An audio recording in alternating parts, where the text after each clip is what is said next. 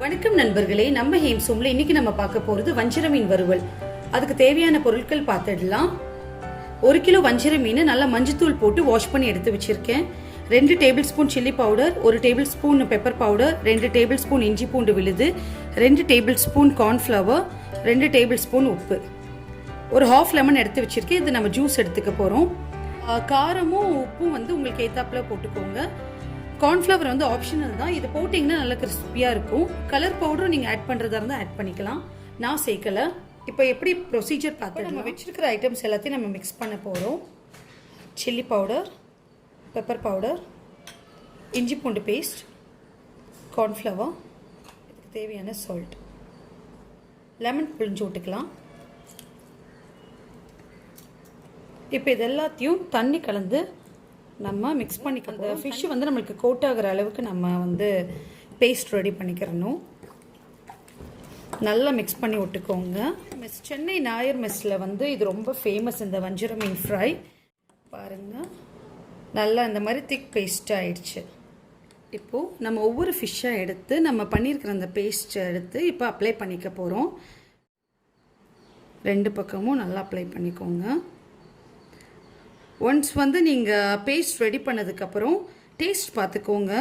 Salt, இது காரம்லாம் உங்களுக்கு வந்து கரெக்டாக இருக்கான்னு பார்த்துட்டு அப்புறம் இதை வந்து அப்ளை பண்ணுங்கள். பாருங்கள்,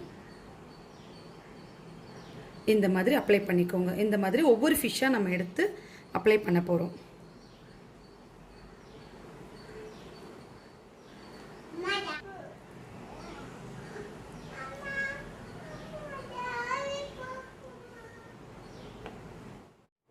வஞ்சர மீனில் இந்த கேப் இருக்குது பார்த்தீங்களா, இந்த நடுவில் வந்து ஒரு டார்க் ப்ரௌன் லேயர் மாதிரி ஒன்று இருக்கும். அதை எடுத்துடுங்க. க்ளீன் பண்ணும்போது அதை எடுத்துட்டு இந்த மாதிரி வந்து வச்சுக்கோங்க.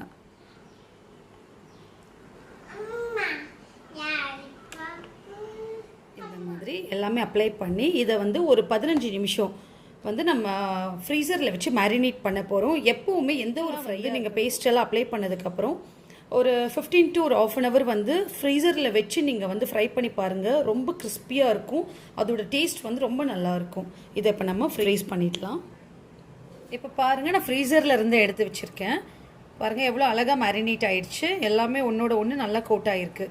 இதை நம்ம இப்போ ஃப்ரை பண்ணிடலாம். நான் ஃப்ரை பண்ணுறதுக்கு தேங்காய் எண்ணெய் யூஸ் பண்ணுறேன். நீங்கள் எந்த ஆயில்னாலும் யூஸ் பண்ணலாம், பட் கோகோனட் ஆயிலில் யூஸ் பண்ணிங்கன்னா ரொம்ப டேஸ்ட்டாக இருக்கும். ஆயில் சூடானதும் நம்ம ஃபிஷ்ஷை ஒவ்வொன்றா வந்து ஃப்ரை பண்ண ஆரம்பிச்சிடலாம்.